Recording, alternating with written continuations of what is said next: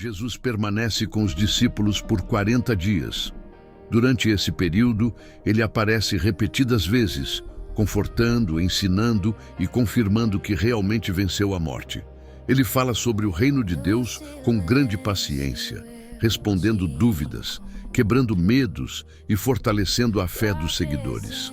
Os discípulos se reúnem frequentemente, ainda assustados com os acontecimentos recentes, mas cada aparição de Jesus traz paz e renova a esperança deles. Ele come com eles, caminha com eles e mostra sinais de que está realmente vivo, transformando o ambiente onde chega. 4:8. A promessa do Espírito Santo e a pergunta dos discípulos.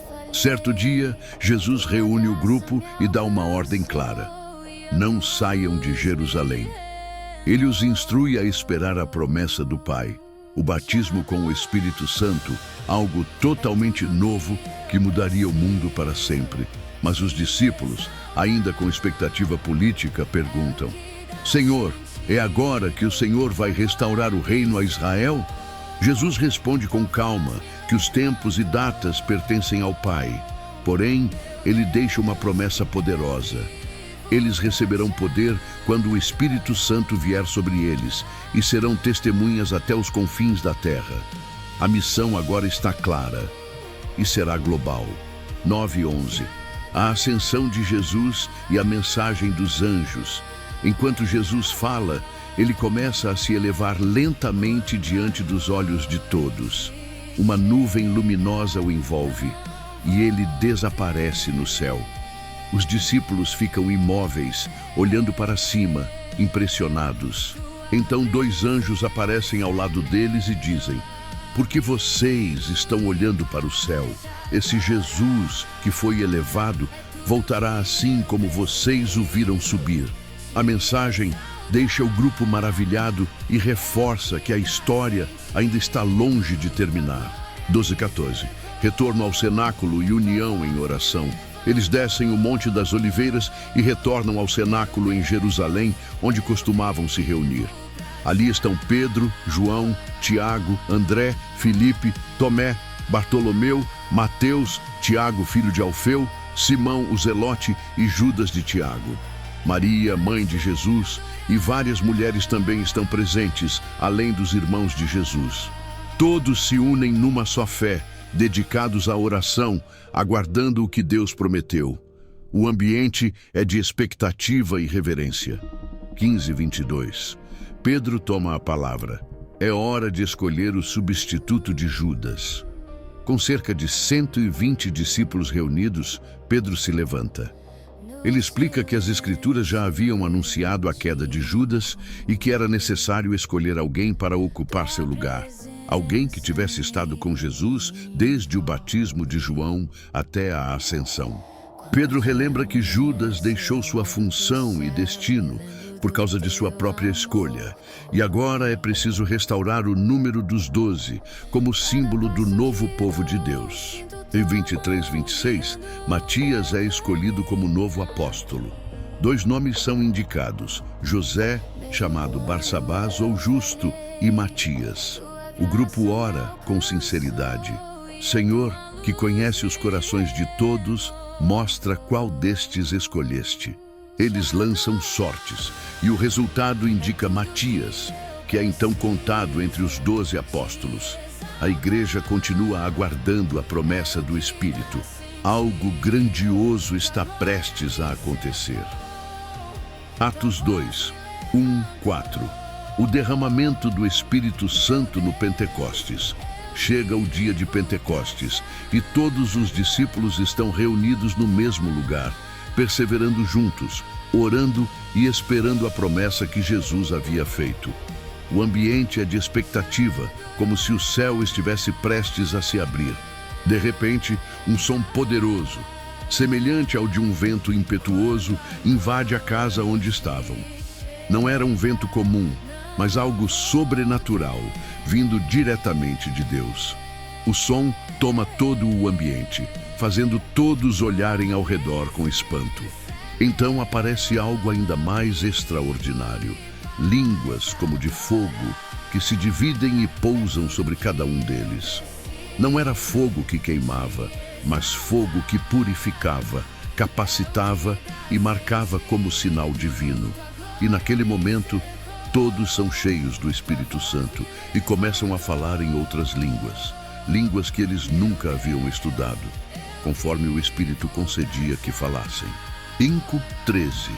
A multidão se reúne e fica confusa com os sinais. Em Jerusalém havia judeus de todas as nações, vindos para a festa.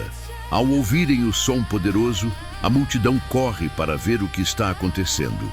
Quando chegam, ficam totalmente perplexos. Cada um ouve os discípulos falando na sua própria língua de origem. Povos diferentes começam a comentar: partos, medos, elamitas, visitantes de Roma, gente da Capadócia, da Mesopotâmia, da Líbia, do Egito e de tantos outros lugares. Todos ouvem o Evangelho em seu idioma nativo. A admiração cresce. Alguns perguntam: como isso é possível? Todos eles não são galileus? Como os ouvimos falar sobre as grandezas de Deus na língua em que nascemos? Enquanto muitos ficam maravilhados e impressionados, outros zombam e tentam desmerecer o que veem. Eles beberam vinho demais. A confusão aumenta, até que Pedro se levanta com os 11. 14:21. Pedro discursa usando a profecia de Joel. Pedro ergue a voz com autoridade e pede atenção. Ele deixa claro: ninguém aqui está bêbado, ainda é cedo demais para isso. Então explica que tudo o que está acontecendo é o cumprimento direto da profecia de Joel. Nos últimos dias, Deus derramaria seu espírito sobre toda a carne. Jovens teriam visões, velhos sonhariam sonhos, homens e mulheres profetizariam, e sinais aconteceriam na terra e no céu. Pedro declara que aquele momento marca o início de um novo tempo. Um tempo em que Deus alcançaria todas as nações. Um tempo em que o Espírito Santo estaria disponível para todos que invocassem o nome do Senhor. 22:28. Pedro fala da vida, morte e ressurreição de Jesus. Agora Pedro volta seu discurso diretamente ao centro da mensagem. Jesus Cristo. Ele relembra que Jesus foi aprovado por Deus com milagres, maravilhas e sinais. Porém, mesmo assim, foi entregue para ser crucificado. Mas essa morte não foi surpresa. Ela já havia sido anunciada pelo plano soberano de Deus. Com firmeza, Pedro afirma que a morte não pôde deter Jesus. Deus o ressuscitou, rompendo as cadeias da morte, cumprindo o que Davi havia profetizado sobre o Messias, que ele não seria abandonado no túmulo e que sua carne não veria a corrupção. Pedro explica que Jesus vive e que ele mesmo é testemunha desse fato. 29:36. A exaltação de Jesus e a conclusão poderosa de Pedro. Pedro continua explicando que Davi, embora rei e profeta, morreu e foi sepultado. Seu túmulo está ali até aquele dia. Mas Jesus não, ele ressuscitou e foi exaltado à direita de Deus. Pedro declara com clareza absoluta: o derramamento do Espírito que todos estão vendo e ouvindo só é possível porque Jesus está vivo e glorificado. E ele conclui com uma frase que corta os corações: a esse Jesus que vocês crucificaram, Deus o fez Senhor e Cristo. A multidão fica profundamente comovida, sentindo que precisa dar uma resposta. 27:41. A conversão de 3.000 pessoas, atordoados e emocionados, muitos perguntam a Pedro e aos apóstolos: o que devemos fazer? Pedro responde: arrependam-se e sejam batizados em nome de Jesus Cristo para perdão dos pecados, e vocês receberão o dom do Espírito Santo. Ele explica que a promessa é para eles, para seus filhos e para todos os que ainda estão longe, todos quantos o Senhor chamar. Pedro continua falando com convicção, exortando-os a se afastarem daquela geração corrompida. E naquele mesmo dia, cerca de 3.000 pessoas aceitam a mensagem, se arrependem e são batizadas. A igreja nasce com força, unidade e poder. 42, 47, a vida da igreja, comunhão, milagres e crescimento diário. Os recém-convertidos passam a seguir firmemente o ensino dos apóstolos. Eles se reúnem para orar, partir o pão, aprender, compartilhar a vida. Há um senso profundo de reverência entre todos. Deus realiza muitos sinais e maravilhas pelas mãos dos apóstolos. A comunidade vive em união. Quem tem mais divide com quem tem menos. Eles comem juntos com alegria, sinceridade e gratidão. Todos os dias se reúnem no templo e também de casa em casa. A fé deles se torna visível para toda a cidade. E dia após dia, o Senhor acrescenta novos salvos. A igreja cresce de maneira viva, constante e sobrenatural.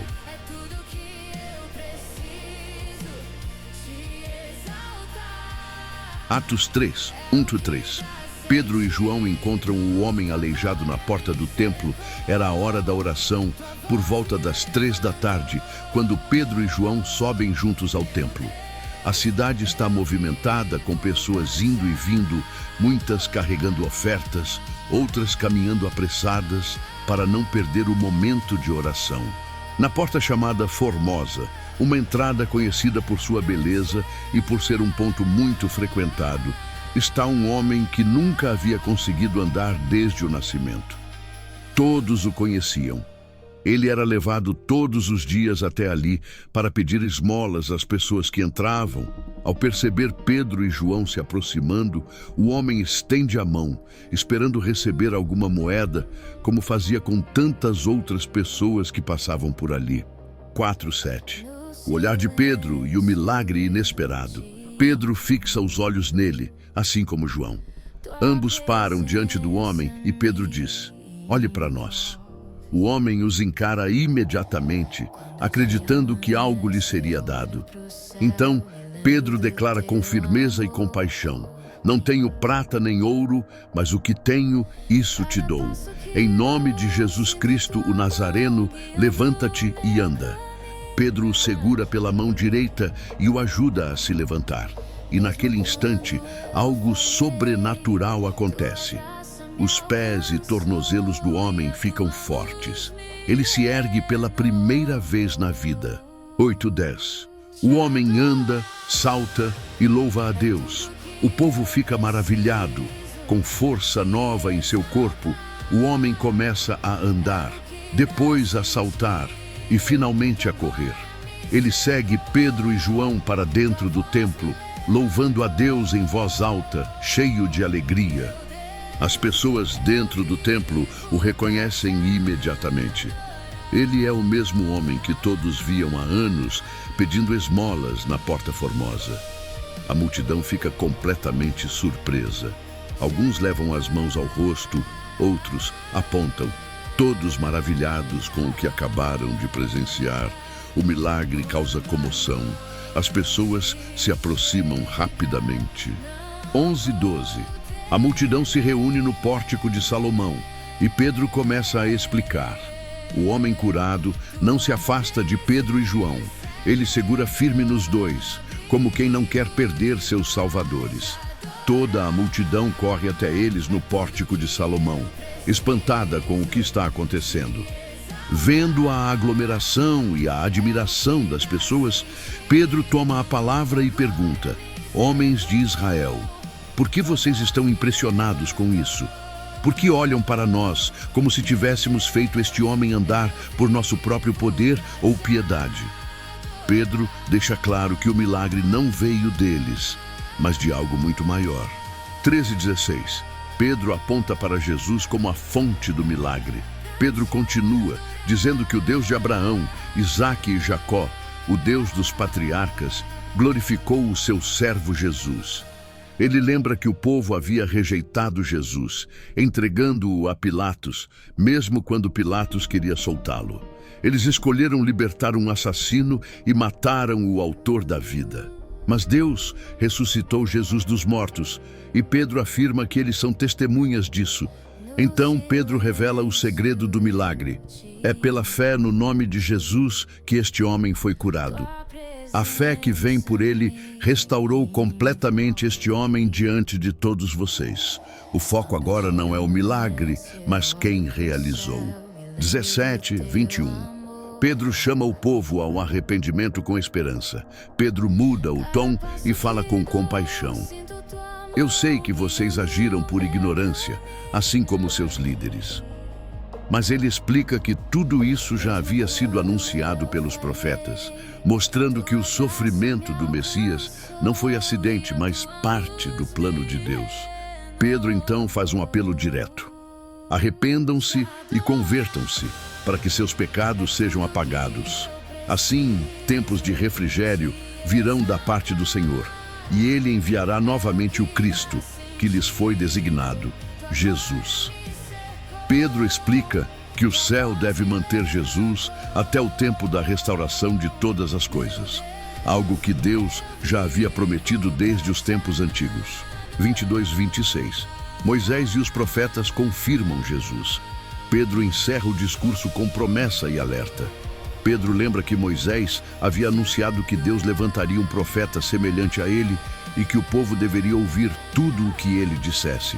Quem não desse ouvido seria excluído do povo de Deus. Ele reforça que todos os profetas, desde Samuel, apontaram para aqueles dias. Pedro então declara que os judeus são os filhos dos profetas e da aliança que Deus fez com Abraão, dizendo: em tua descendência serão abençoadas todas as famílias da terra. E conclui: Deus enviou o seu servo primeiro a vocês para abençoá-los, fazendo cada um se afastar das suas maldades. A mensagem é clara. O milagre é um convite para a transformação. Atos 4. 1:4. Pedro e João são interrompidos e presos por causa da mensagem.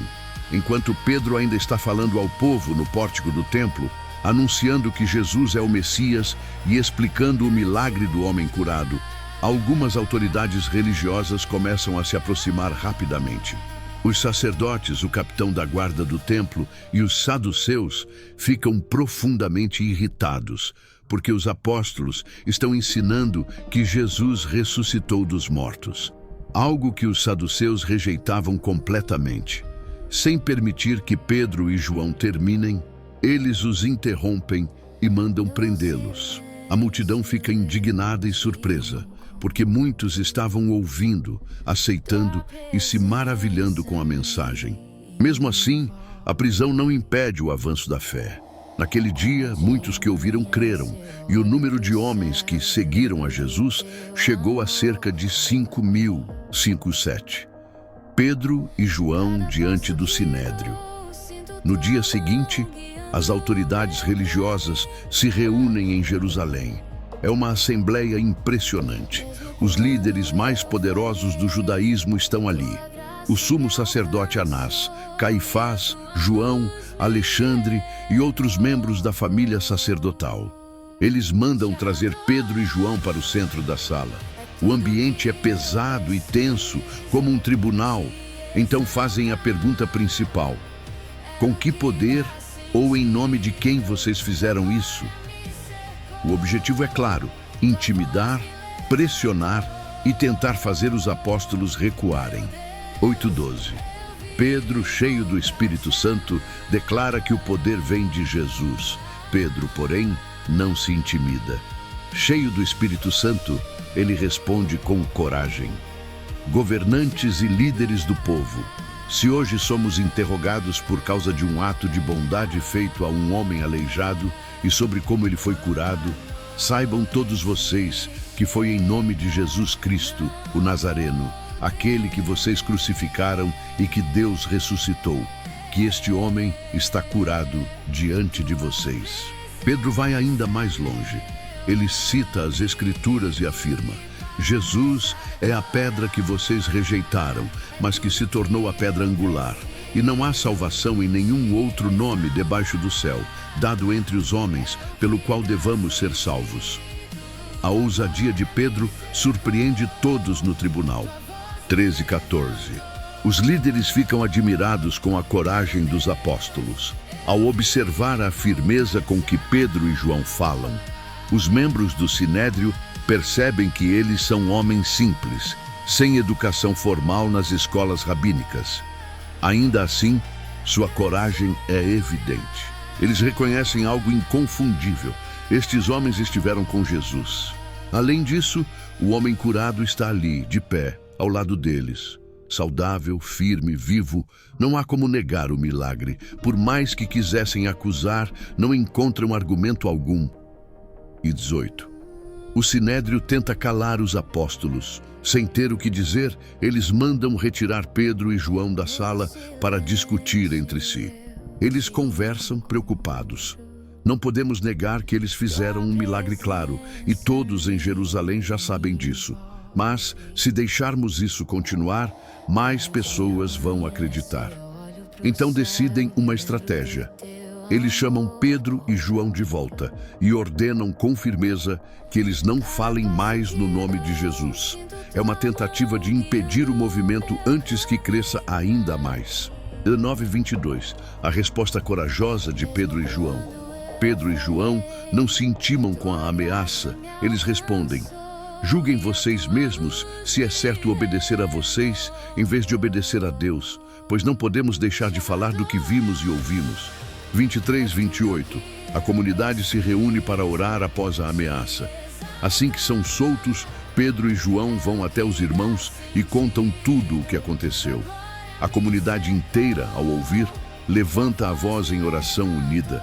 Eles reconhecem Deus como o Criador e citam o salmo que fala sobre nações se levantando contra o Senhor. Eles entendem que Herodes, Pilatos, os gentios e o próprio povo de Israel se uniram contra Jesus, mas que tudo aconteceu conforme o plano de Deus. Ao invés de pedir proteção para si mesmos, eles pedem uma coisa: coragem para continuar anunciando a palavra, e pedem que Deus continue fazendo milagres e sinais por meio do nome de Jesus. 29:31. O lugar treme e todos são cheios do Espírito. Depois da oração, algo extraordinário acontece. O lugar onde estavam reunidos treme. Não era um terremoto comum, era um sinal da presença de Deus. Todos são novamente cheios do Espírito Santo, fortalecidos e renovados, e continuam anunciando a palavra com ainda mais ousadia. 32:35. A unidade da igreja e o espírito de generosidade. A multidão dos que creram formava um só coração e uma só alma. Ninguém dizia que o que possuía era exclusivamente seu. Todos compartilhavam o que tinham. Com grande poder, os apóstolos davam testemunho da ressurreição do Senhor Jesus e a graça de Deus era evidente sobre todos. Ninguém passava necessidade. Os que tinham propriedades vendiam e entregavam o valor aos pés dos apóstolos, que distribuíam conforme a necessidade de cada um. Era uma comunidade transformada, viva e unida. 36:37. Barnabé, um exemplo de generosidade. Entre os discípulos havia um homem chamado José, um levita de Chipre. Os apóstolos o apelidaram de Barnabé, que significa filho da consolação, um nome que combinava com seu caráter bondoso e encorajador. Barnabé possuía um campo, vendeu-o e colocou o valor aos pés dos apóstolos, mostrando seu amor pela obra e sua confiança na comunidade.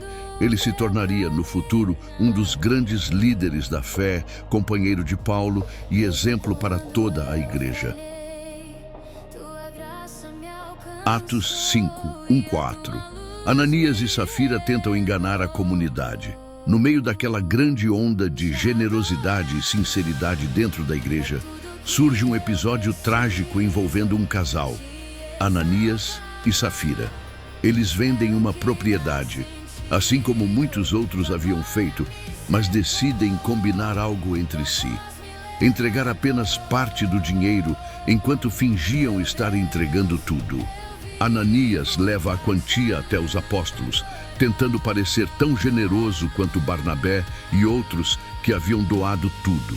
Mas Pedro, guiado pelo Espírito Santo, confronta a mentira. Ananias, Porque Satanás encheu seu coração para mentir ao Espírito Santo e reter parte do valor. Antes de vender, o terreno não era seu, e depois de vendido, o dinheiro não estava sob seu controle. Como pôde pensar em fazer uma coisa dessas? Você não mentiu aos homens, mas a Deus. O clima fica pesado. Não é sobre o dinheiro, mas sobre a falsa aparência, a tentativa de enganar Deus e a comunidade. 5:6. A queda repentina de Ananias. Assim que ouve as palavras de Pedro, Ananias cai no chão e morre imediatamente. O impacto é enorme. Os jovens da comunidade se aproximam, envolvem seu corpo, levam-no para fora e o sepultam. Um temor profundo toma conta de todos que ouviram o que aconteceu. 7:10. Safira chega sem saber o que ocorreu e enfrenta a mesma verdade. Cerca de 3 horas depois, Safira entra sem saber do destino de seu marido. Pedro pergunta diretamente: "Diga-me, foi este o valor pelo qual vocês venderam o terreno?" Ela confirma a mentira, repetindo o combinado com Ananias. Então Pedro diz: "Como vocês tiveram coragem de se colocar de acordo para tentar o Espírito do Senhor? Veja, os pés dos que sepultaram seu marido estão à porta, e eles levarão você também." No mesmo instante, Safira cai e morre. Os jovens entram, encontram-na morta, levam seu corpo e a enterram ao lado de Ananias. A comunidade inteira e todos que ouviam falar do caso ficaram tomados por profundo temor. Deus estava protegendo a pureza do início da igreja. 12:16. Muitos sinais e milagres pelos apóstolos. Apesar dos acontecimentos assustadores, os apóstolos continuam realizando muitos sinais e maravilhas entre o povo. Eles se reúnem no pórtico de Salomão, e a comunidade cresce ainda mais em respeito e reverência. As pessoas têm tanto respeito e admiração que, mesmo temendo se aproximar sem sinceridade, reconhecem que Deus está agindo de forma poderosa. A multidão traz os enfermos para as ruas, colocando-os em macas e esteiras, esperando que ao menos a sombra de Pedro passasse sobre eles. E muitos são curados dessa forma. De cidades ao redor de Jerusalém, as pessoas vêm trazendo enfermos e pessoas dominadas por espíritos malignos, e todos são curados. A ação de Deus se torna visível e incontrolável. 17:18. Os apóstolos são presos novamente. A popularidade dos apóstolos e o poder que operava através deles incomodam profundamente os líderes religiosos, especialmente os saduceus, que ficam cheios de inveja. Eles mandam prender todos os apóstolos e os colocam na prisão pública. A intenção é controlar, intimidar e parar o avanço da fé, mas isso não seria suficiente. E 19:21. Um anjo do Senhor liberta os apóstolos e lhes dá uma ordem. Durante a noite, um anjo do Senhor aparece na prisão. Ele abre as portas com facilidade, sem barulho, sem chamar atenção, e conduz os apóstolos para fora. O anjo dá uma instrução clara: vão ao templo e continuem anunciando ao povo todas as palavras desta vida. Pela manhã, quando o dia amanhece, os apóstolos estão novamente no templo, ensinando com ousadia, como se nada tivesse acontecido. 22:26. A prisão está vazia, os líderes ficam confusos. Os sacerdotes e o conselho se reúnem e mandam buscar os apóstolos na prisão. Mas quando os oficiais chegam, encontram algo inacreditável. A prisão está fechada, os guardas estão lá, mas não há ninguém dentro. Eles voltam assustados para informar o conselho. Enquanto tentam entender o que aconteceu, chega alguém dizendo: aqueles homens que vocês prenderam estão no templo ensinando o povo. Então, o capitão da guarda vai com seus homens, mas sem violência, porque temem que o povo se revolte contra eles. 27:32. Pedro e os apóstolos diante do conselho. Devemos obedecer a Deus. Os apóstolos são trazidos de volta perante o sinédrio. O sumo sacerdote os repreende. Nós ordenamos que vocês não ensinassem neste nome, E vocês encheram Jerusalém com essa doutrina e ainda querem nos tornar culpados pelo sangue daquele homem. Mas Pedro e os demais apóstolos respondem com firmeza: é preciso obedecer a Deus e não aos homens. O Deus de nossos pais ressuscitou Jesus, a quem vocês mataram. Deus o exaltou como príncipe e salvador para dar arrependimento e perdão. Nós somos testemunhas dessas coisas, e também o Espírito Santo, que Deus dá aos que lhe obedecem. Eles não recuam, não se intimidam, falam com convicção. 3:39. A fúria do conselho e o conselho sábio de Gamaliel. Ao ouvir isso, os líderes ficam furiosos, tão irritados que pensam em matar os apóstolos. Mas então se levanta Gamaliel, um fariseu respeitado, mestre da lei, honrado por todo o povo. Ele pede que os apóstolos sejam retirados por um momento e diz aos líderes: tenham cuidado com o que vão fazer com estes homens. Ele lembra de líderes passados que se revoltaram e cujos movimentos logo desapareceram. Se o movimento dos apóstolos for humano, ele vai acabar. Mas então ele fala algo profundo. Mas se isso vem de Deus, vocês não poderão detê-los e podem até se ver lutando contra Deus. As palavras de Gamaliel acalmam o conselho. 40. Os apóstolos são açoitados e ameaçados. O conselho decide não matá-los, mas ainda quer puni-los. Eles mandam trazer os apóstolos, mandam açoitar cada um deles, uma punição dolorosa e humilhante, e novamente ordenam que não falem mais no nome de Jesus. Em seguida, os libertam. 41 e 42. Alegria em sofrer por Cristo e perseverança na missão. Surpreendentemente, os apóstolos saem do conselho cheios de alegria porque foram considerados dignos de sofrer por causa do nome de Jesus. E continuam sua missão sem hesitar. Todos os dias, no templo e nas casas, eles continuam ensinando e anunciando que Jesus é o Cristo. Nem ameaças, nem prisões, nem açoites conseguem deter o movimento. A fé cresce, o Evangelho avança e nada consegue parar o que Deus iniciou. Atos 6, 1. Crescimento da igreja e surgimento de um problema sério. À medida que o número de discípulos cresce rapidamente em Jerusalém, a comunidade começa a enfrentar desafios internos. Entre os seguidores, existem judeus que falam hebraico e judeus de origem grega chamados helenistas. Alguns desses helenistas começam a reclamar. As viúvas deles, mulheres vulneráveis e dependentes da ajuda diária, estavam sendo esquecidas na distribuição de alimentos. Essa queixa não nasce de má fé, mas do próprio crescimento da igreja. A família da fé está aumentando tão rápido que a organização ainda não acompanha o ritmo. 2:4. Os apóstolos criam um plano sábio. Os 12 apóstolos se reúnem e chamam toda a comunidade. Com humildade e clareza, eles explicam: não é bom que deixemos o ensino da palavra de Deus para administrar a distribuição de alimentos. Eles não estão se recusando a ajudar, mas entendendo que seu papel principal é pregar, orar e ensinar. E isso exige tempo e dedicação. Então, propõem algo totalmente novo para a comunidade, que os irmãos escolham 7 homens de boa reputação, cheios do Espírito Santo e de sabedoria, para assumir essa tarefa. Os apóstolos continuam focados na oração e no ministério da palavra, enquanto uma nova equipe será responsável pelo cuidado prático das pessoas. 5. A escolha dos 7 homens. A proposta agrada a todos, e a comunidade indica 7 nomes que se destacam pela fé, caráter e sabedoria. Estevão, descrito como homem cheio de fé e do Espírito Santo. Filipe, Prócoro, Nicanor. Timão, Pármenas, Nicolau, um convertido de Antioquia. O grupo representa diversidade cultural, maturidade espiritual e comprometimento com a missão.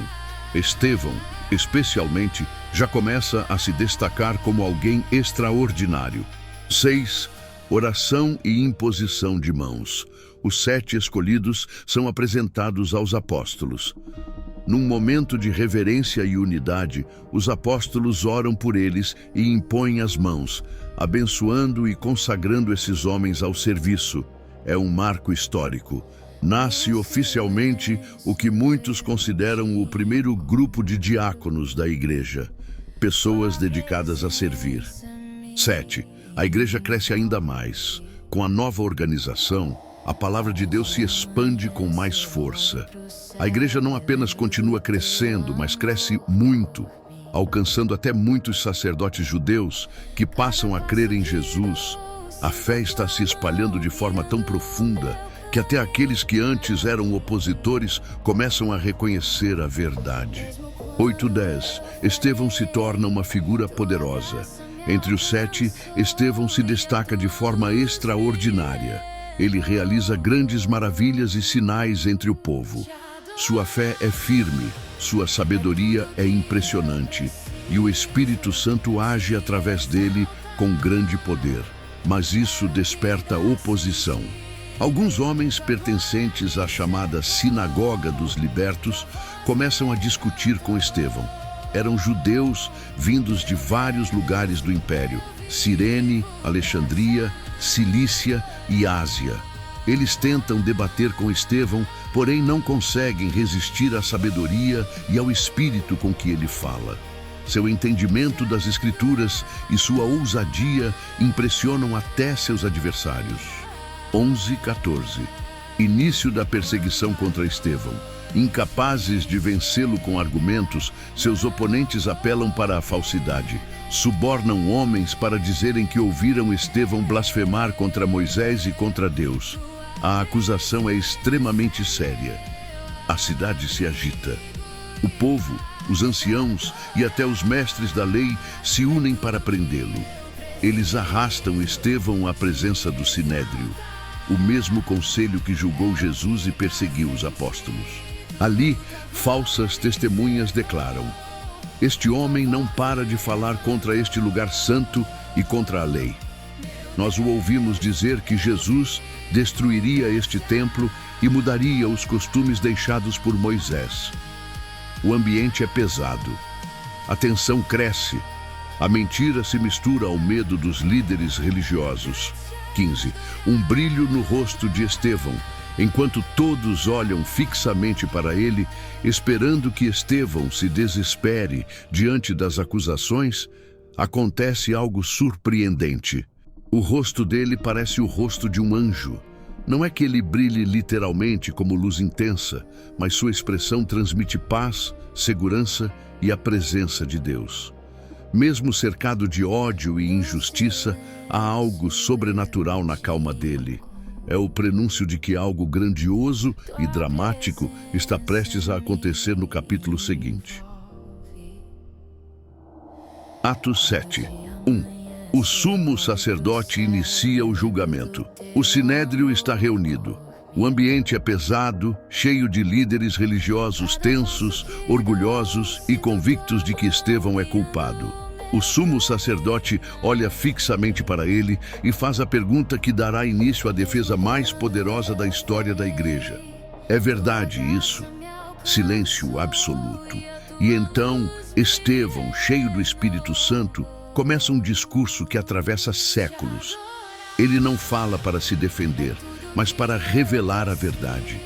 2:8. Estevão conta a história começando de Abraão. Ele inicia lembrando como Deus chamou Abraão ainda na Mesopotâmia. Abraão vivia entre povos idólatras quando o Senhor lhe disse para sair da terra natal e partir para o lugar que ele mostraria. Abraão obedeceu sem saber para onde estava indo. Deus prometeu dar aquela terra aos descendentes dele, mesmo antes de Abraão ter filhos. Prometeu também que esse povo seria estrangeiro em terra alheia e sofreria opressão por 400 anos, mas que ele mesmo os libertaria. E Deus selou essa promessa com a aliança da circuncisão. Abraão gerou Isaque, Isaque gerou Jacó, e Jacó teve 12 filhos, as 12 tribos de Israel.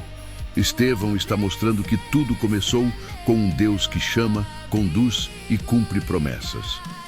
9:16. José, Vendido pelos irmãos, exaltado por Deus, Estevão então fala sobre José. Os patriarcas, movidos por inveja, vendem José como escravo para o Egito, mas Deus estava com ele. José passa pela injustiça, prisão e humilhação, mas Deus o exalta, tornando-o governador do Egito. Quando a fome assola a região, Jacó envia seus filhos para buscar alimento. Eles encontram José, mas não o reconhecem de imediato. Na segunda viagem, José se revela aos irmãos e a família inteira se muda para o Egito. A mensagem é clara. Mesmo quando os homens rejeitam alguém, Deus pode levantá-lo para cumprir seus planos. 17:22. A história avança até Moisés. O tempo passa. As promessas feitas a Abraão se aproximam de se cumprir. O povo multiplica-se no Egito, até que surge um novo faraó que não conhecia José. Esse faraó oprime os israelitas e ordena matar todos os bebês do sexo masculino. É nesse cenário que nasce Moisés. Ele é escondido por 3 meses e depois colocado num cesto sobre o rio Nilo. A filha de Faraó encontra o bebê, se compadece e cria Moisés como seu próprio filho. Ele cresce educado em toda a sabedoria dos egípcios, poderoso em palavras e obras. 23:29. Moisés tenta agir por conta própria.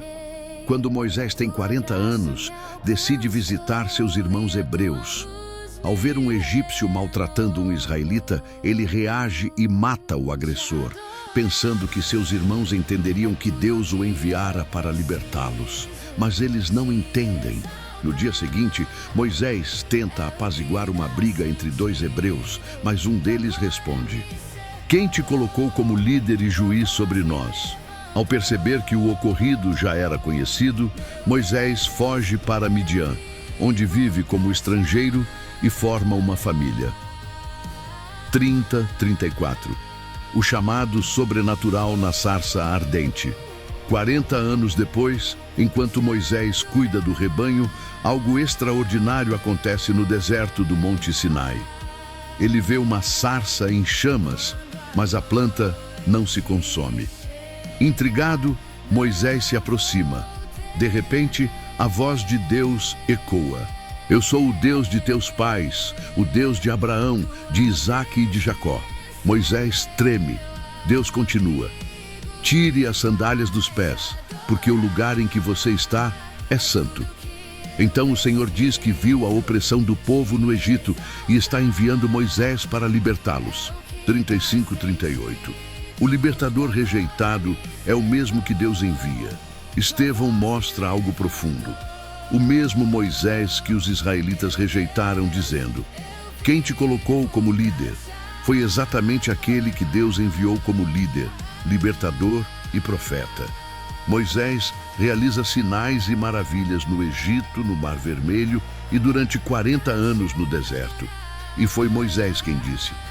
39:43. A rebeldia de Israel no deserto. Mesmo depois de serem libertos pelo poder de Deus, os israelitas resistem à liderança de Moisés. Eles voltam o coração ao Egito, pedem ídolos, fazem um bezerro de ouro, oferecem sacrifícios a deuses falsos. Deus os entrega aos desejos de seus corações, e isso resultará, séculos depois, no exílio. Estevão toca na ferida. Israel sempre resistiu a Deus e aos líderes que ele enviou. 40:50. Deus não cabe em templos feitos por mãos humanas. Ele continua lembrando que o tabernáculo acompanhou Israel no deserto. Depois, Davi desejou construir um templo e Salomão o edificou, mas Estevão cita o próprio Deus. O Altíssimo não habita em templos feitos por mãos humanas.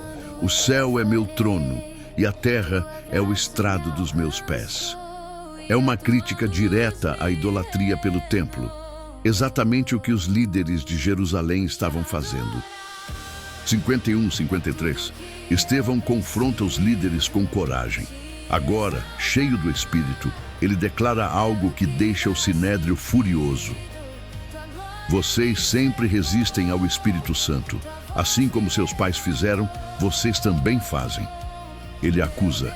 Eles perseguiram os profetas, mataram os que anunciaram a vinda do justo e agora crucificaram o próprio Messias. Receberam a lei, mas não obedeceram.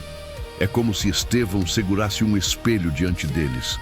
E eles não suportam ver a verdade.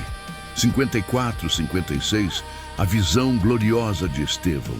Os líderes rangem os dentes de raiva, mas Estevão, cheio do Espírito Santo, levanta os olhos para o céu e vê algo extraordinário, a glória de Deus, e Jesus em pé à direita do Pai, não sentado, em pé, como quem recebe e honra o primeiro mártir da igreja. Estevão exclama: eu vejo o céu aberto e o Filho do Homem em pé à direita de Deus. Eles não suportam ouvir isso. 57:60, a morte de Estevão, o primeiro mártir. Os líderes tapam os ouvidos, gritam e avançam sobre ele. Arrastam-no para fora da cidade e começam a apedrejá-lo. As pedras atingem Estevão, mas ele ora: Senhor Jesus, recebe o meu espírito. Caindo de joelhos com o corpo ferido, ele clama com voz forte: Senhor, não os culpes por este pecado. E então ele adormece. Ao lado, segurando as capas dos que o apedrejam, está um jovem chamado Saulo. Esse momento mudará a história.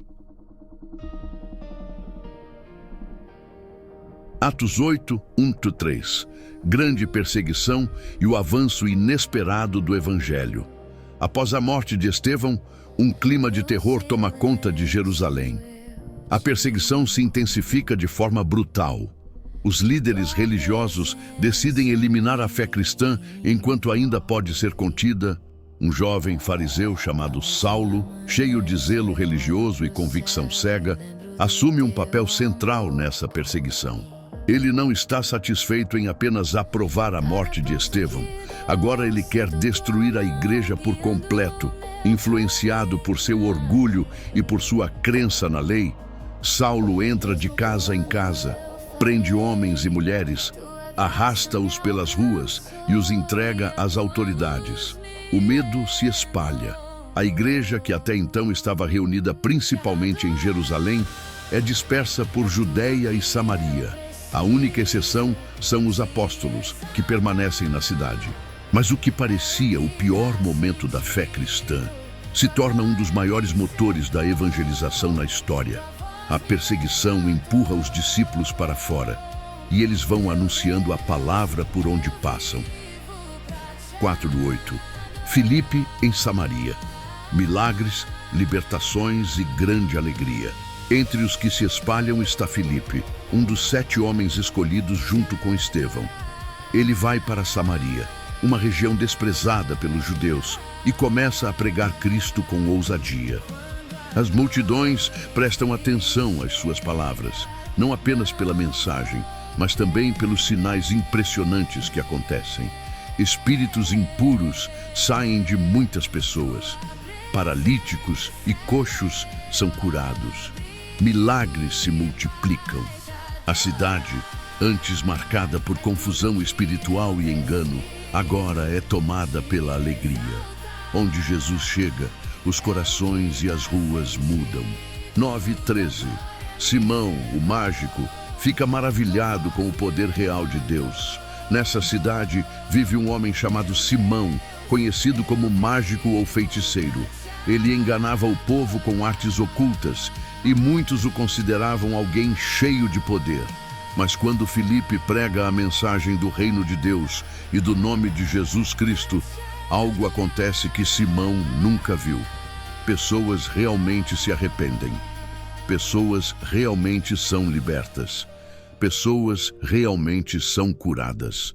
Simão, impressionado, percebe que o poder de Deus é infinitamente maior do que qualquer magia ou ilusão humana. Ele mesmo crê e é batizado. Acompanha Filipe aonde ele vai, maravilhado com os milagres e sinais. 14:17. Pedro e João em Samaria. O Espírito Santo é derramado. Quando os apóstolos em Jerusalém ouvem que Samaria recebeu a palavra de Deus, eles enviam Pedro e João para acompanhar o movimento.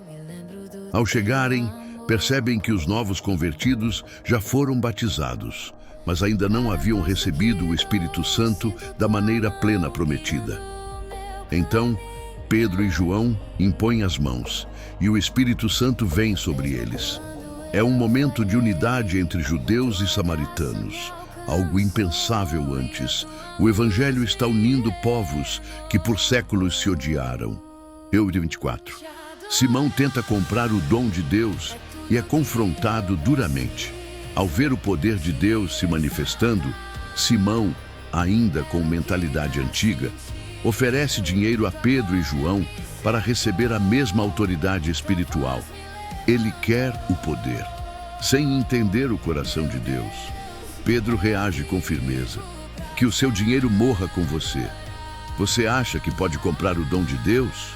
Pedro deixa claro que esse pedido revela a corrupção no coração de Simão. A salvação é graça. O poder é graça. Tudo é graça. Nada disso está à venda. Simão fica apavorado. Ele não discute, não tenta se defender. Apenas implora que os apóstolos orem para que nada daquelas palavras se cumpra contra ele. É um momento de disciplina espiritual, mas também de misericórdia. 25. O Evangelho continua avançando. Depois de cumprir sua missão em Samaria e anunciar a palavra em várias aldeias samaritanas, Pedro e João retornam a Jerusalém. O que começou com perseguição se transformou num novo avivamento. 26, 29. Filipe e o chamado sobrenatural no deserto.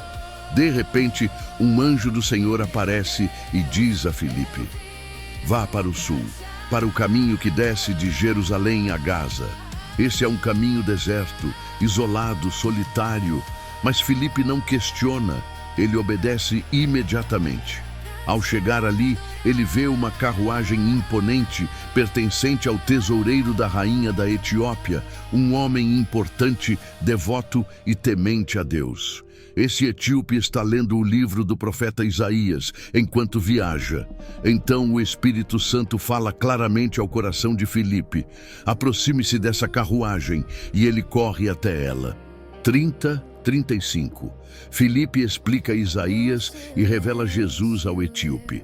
Filipe ouve o etíope lendo Isaías 53, um trecho que descreve o sofrimento do Messias. Ele pergunta: você entende o que está lendo?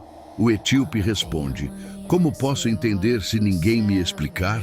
Ele chama Filipe para subir e sentar-se ao seu lado. A passagem fala do servo sofredor. Como uma ovelha, ele foi levado ao matadouro. O etíope pergunta: de quem o profeta está falando? De si mesmo ou de outra pessoa? Então, começando por aquela escritura, Filipe anuncia Jesus, o cordeiro que se entregou, o justo que sofreu, o Salvador prometido. O deserto se transforma em sala de aula, a carruagem se transforma em altar. 36, 38. O batismo no caminho. Enquanto continuam a viagem, o etíope vê água e exclama: aqui há água. O que me impede de ser batizado? Eles descem da carruagem, entram juntos na água e Filipe o batiza. Ele entra na água como buscador e sai como discípulo. 39 e 40. O Espírito arrebata Filipe e o etíope segue alegre. Quando saem da água, algo sobrenatural acontece. O Espírito do Senhor arrebata Filipe, tirando-o dali repentinamente.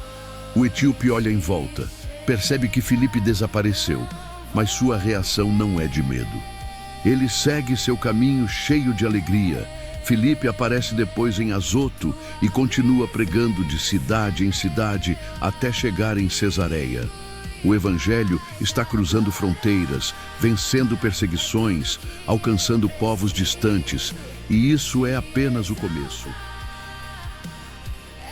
Atos 9, 1 e 2. Saulo, o perseguidor implacável e a caçada aos cristãos. Enquanto a igreja cresce e o Evangelho avança, há um homem que se levanta com determinação feroz para destruir tudo isso: Saulo de Tarso. Ele respira ameaças e violência. cada palavra sua carrega ódio contra os seguidores de Jesus. Ele não está satisfeito em caçar cristãos em Jerusalém. Agora quer ir além.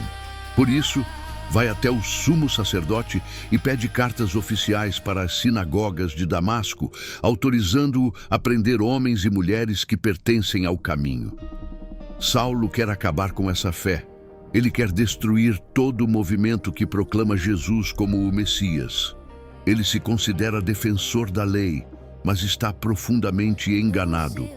Sua viagem a Damasco é uma missão de guerra. Mas Deus está prestes a interromper esse caminho de forma surpreendente. 3:6. A luz do céu e o encontro que muda tudo. Quando Saulo está se aproximando de Damasco, algo acontece de forma repentina e avassaladora. Uma luz vinda do céu brilha ao redor dele, mais forte do que qualquer claridade que já viu. A luz o derruba no chão. Ele perde o controle, perde a força, perde o domínio. E então uma voz ecoa, poderosa, clara, dirigida apenas a ele. Saulo, Saulo, por que você me persegue? Tremendo, Saulo pergunta: Quem és tu, Senhor? A resposta explode dentro dele. Eu sou Jesus, a quem você persegue. Nesse momento, tudo que Saulo acreditava cai por terra. Toda sua justiça própria desmorona.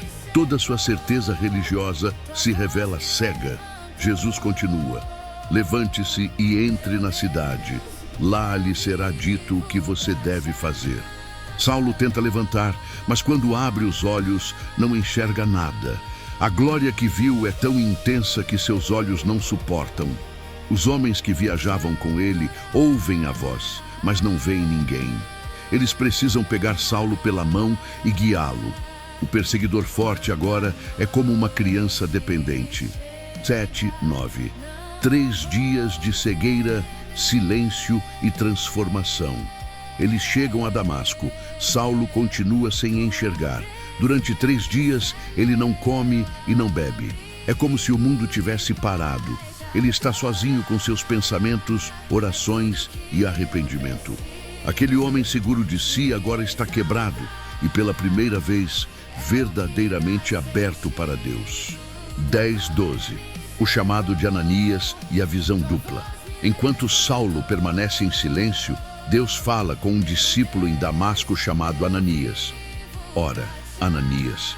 Ele responde: Eis-me aqui, Senhor. O Senhor diz: Vá à rua chamada Direita, na casa de Judas, e procure um homem de Tarso chamado Saulo. Ele está orando. Deus revela também que Saulo teve uma visão. Um homem chamado Ananias entra, impõe as mãos sobre ele e ele recupera a visão. Mas Ananias fica confuso e assustado. 13:14. O medo de Ananias. Senhor, esse homem nos persegue. Ananias responde: Senhor, tenho ouvido muitas coisas sobre esse homem. Ele fez muito mal aos teus santos em Jerusalém. E agora está aqui com autorização para prender todos que invocam o teu nome. O medo é real. A reputação de Saulo era conhecida. Ananias sabe que pode estar se aproximando de seu maior inimigo. Mas Deus tem outros planos. 15:16. A escolha divina. Saulo é um instrumento especial. Deus responde com firmeza. Vá, Saulo é para mim um instrumento escolhido, para levar o meu nome aos gentios, aos reis e aos filhos de Israel. E completa: eu mostrarei a ele quanto deve sofrer pelo meu nome. De perseguidor a escolhido, de destruidor da fé a mensageiro das nações, de inimigo da cruz a servo de Cristo. 17:19. O reencontro com a visão e a cura milagrosa. Ananias, mesmo com receio, obedece. Ele entra na casa, coloca as mãos sobre Saulo e diz algo extraordinário. Irmão Saulo, o Senhor Jesus, que lhe apareceu no caminho, me enviou para que você volte a ver e seja cheio do Espírito Santo. Imediatamente, algo como escamas cai dos olhos dele. A visão volta. A luz que o cegou agora se transforma em clareza espiritual. Saulo se levanta, é batizado e então come alguma coisa para recuperar as forças, de perseguidor a discípulo. 20:22. Saulo começa a pregar. O choque dos ouvintes. Não demora muito para Saulo mostrar que sua transformação é real. Ele entra nas sinagogas de Damasco e começa a anunciar que Jesus é o Filho de Deus. As pessoas ficam chocadas. Esse não é o homem que perseguia os que invocavam esse nome? Ele não veio aqui justamente para prendê-los? Mas Saulo cresce mais e mais em força espiritual. Sua compreensão das Escrituras se torna tão profunda que os judeus de Damasco não conseguem refutá-lo. É como se todo o conhecimento que ele tinha da lei agora ganhasse sentido completo em Cristo. 23:25. A primeira conspiração para matar Saulo. O impacto é tão grande que alguns judeus planejam matar Saulo. Eles vigiam as portas da cidade dia e noite, mas os discípulos descobrem o plano. Numa operação silenciosa, eles colocam Saulo dentro de um grande cesto e o descem pela muralha durante a noite. O perseguido, agora perseguido pelos próprios antigos aliados. 26:30. Saulo tenta se aproximar dos discípulos em Jerusalém. Saulo volta a Jerusalém e tenta se aproximar dos discípulos, mas todos têm medo dele, e não é sem razão. Sua fama de perseguidor era enorme. Então, Barnabé, homem de fé e coragem, toma a iniciativa. Ele leva Saulo aos apóstolos e explica tudo o que aconteceu. A visão no caminho, a pregação ousada em Damasco e como Deus o transformou. Com essa ponte, Saulo passa a viver entre eles. Ele começa a pregar com ousadia em Jerusalém, principalmente entre os judeus helenistas. Mais uma vez, o impacto é tão grande que tentam matá-lo. Os irmãos então o levam até Cesareia e o enviam para sua cidade natal, Tarso. É como se Deus estivesse preparando Saulo por alguns anos antes de colocá-lo no centro da missão global. 31. Um tempo de paz e crescimento na igreja. Depois de tudo isso, a igreja em Judeia, Galileia e Samaria vive um período de paz. Ela cresce, se fortalece e vive no temor do Senhor. E o Espírito Santo continua a consolar, guiar e multiplicar os discípulos. 32:35. Pedro cura Enéas em Lida. Enquanto isso, Pedro também continua sua missão. Ao visitar os santos em Lida, ele encontra um homem chamado Enéas, paralítico há 8 anos. Pedro olha para ele e declara: Enéas, Jesus Cristo te cura. Levante-se e arrume o seu leito. Na mesma hora, Enéas se levanta. A notícia se espalha por toda a região e muitos se convertem ao Senhor. 36:41. A ressurreição de Tabita, Dorcas, em Jope. Em Jope, há uma discípula chamada Tabita, ou Dorcas, conhecida por suas obras de bondade e caridade. Ela adoece e morre. A igreja, desesperada, manda chamar Pedro. Quando ele chega, as viúvas ao redor mostram as roupas que Dorcas costurava. Era uma mulher de coração gigante. Pedro manda todos saírem, ajoelha ao lado do corpo e ora. Depois diz: Tabita, levante-se. Ela abre os olhos. Vê Pedro. Senta-se. Pedro a ajuda a se levantar e a apresenta viva à comunidade. A notícia corre por toda a cidade e muitos creem no Senhor. 42:43. Pedro permanece em Jope. Pedro fica em Jope por muitos dias, hospedado na casa de um homem chamado Simão, o curtidor. Esse detalhe parece pequeno, mas está preparando o cenário para o capítulo seguinte, quando Deus vai abrir definitivamente as portas da fé para todas as nações. Atos 10, 1-8. Cornélio, um homem que busca a Deus, recebe uma visão surpreendente. Em Cesareia vive um centurião romano chamado Cornélio, comandante de 100 soldados. Embora seja romano e não judeu, ele teme a Deus, é generoso com os necessitados e ora constantemente. Numa tarde, enquanto orava, Cornélio tem uma visão clara. Um anjo de Deus aparece diante dele. O mensageiro celestial o chama pelo nome, deixando-o assustado, mas atento. O anjo diz que Deus viu suas orações e ofertas e que agora ele deve enviar homens até Jope para buscar um homem chamado Simão, chamado Pedro, que está hospedado na casa de um curtidor chamado Simão, perto do mar. Cornélio não hesita. Ele chama 2 servos de confiança e um soldado temente a Deus e envia os 3 imediatamente para Jope. 9:16. Pedro ora e recebe uma visão misteriosa sobre pureza e inclusão. No dia seguinte, enquanto os enviados de Cornélio estão a caminho, Pedro sobe ao terraço da casa para orar ao meio-dia. Com fome, ele espera a refeição e, nesse momento, cai em um estado de visão. Pedro vê o céu aberto e algo como um grande lençol descendo, segurado pelas 4 pontas. Dentro dele há todo tipo de animais, quadrúpedes, répteis e aves. Uma voz diz: "Levanta-te, Pedro, mata e come." Pedro recusa: "De jeito nenhum, Senhor. Nunca comi algo impuro ou proibido." A voz responde com firmeza: "Não chame de impuro aquilo que Deus purificou." Isso acontece 3 vezes. Depois, o lençol é recolhido ao céu. Pedro fica profundamente confuso, sem entender o que Deus está querendo mostrar. 17:23. A chegada dos enviados e a orientação do Espírito Santo. Enquanto Pedro pensa sobre o significado da visão, o Espírito Santo fala com ele: "3 homens estão aí procurando você. Desça e vá com eles sem hesitar, pois eu os enviei." Pedro desce, encontra os homens enviados por Cornélio e descobre o motivo da visita. Cornélio, um homem justo e temente a Deus, recebeu a ordem de chamá-lo. Pedro os acolhe e oferece hospedagem para aquela noite, algo que já demonstra que Deus está quebrando barreiras culturais entre judeus e gentios. 20:33. O encontro histórico entre Pedro e Cornélio.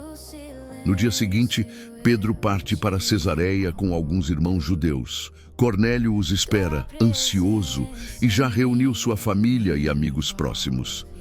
Quando Pedro entra, Cornélio se ajoelha aos seus pés, mas Pedro o levanta imediatamente, dizendo: "Levante-se, eu também sou apenas um homem." Pedro, olhando ao redor, percebe a grande quantidade de gentios reunidos. Ele confessa que, segundo a tradição judaica, não era permitido a um judeu entrar na casa de um gentio, mas completa: "Deus me mostrou que eu não devo chamar ninguém de impuro ou indigno." Cornélio explica que há 4 dias teve a visão e que todos ali estão preparados para ouvir tudo o que Deus mandou Pedro dizer. 34:43. Pedro anuncia Jesus para pessoas que nunca ouviram o Evangelho. Pedro começa seu discurso com uma verdade poderosa: "Agora eu entendo que Deus não faz acepção de pessoas."